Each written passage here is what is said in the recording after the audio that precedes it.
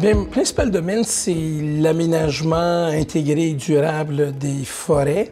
Je suis arrivé à un moment donné où la foresterie se transformait de plus en plus dans une approche beaucoup plus interdisciplinaire, donc qui intégrait beaucoup plus les volets sociaux, écologiques ou autres. Alors, ça représentait tout un défi d'enseignement. Les deux approches que j'ai plus ou moins trouvées pour rendre un enseignement un peu plus crédible, c'est dans un premier temps l'immersion dans le milieu professionnel. Lançons les étudiants dans des situations réelles, concrètes, dans lesquelles ils ont à développer des solutions.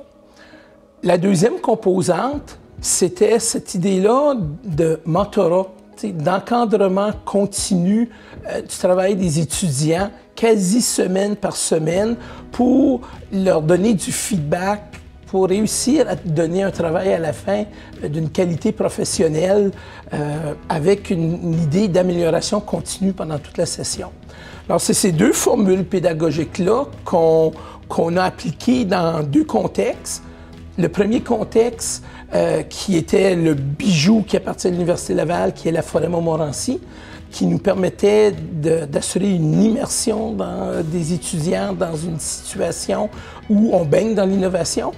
Deuxième contexte, c'était de travailler avec le monde municipal et avec un partenariat avec des mentors. Ce qui est intéressant, c'est de voir que beaucoup d'étudiants dans leur CV mettent comme expérience de travail les cours qu'ils ont suivis, qui utilisent cette méthode pédagogique-là.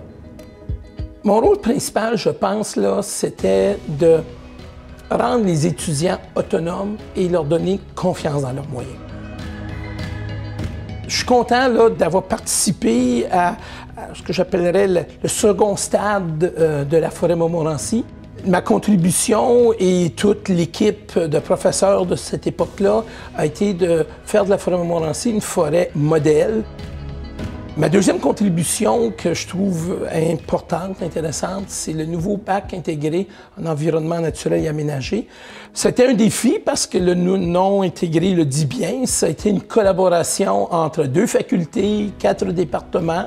On a réussi à former le premier bac en environnement au Québec et les retours de nos étudiants, c'est que ça répond vraiment bien à une demande, à un besoin de la société québécoise.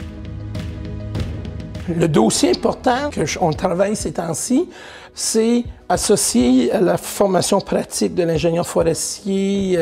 C'est cette approche-là des outils pour permettre à l'étudiant de mieux être en mesure de faire le diagnostic et la prescription sylvicole.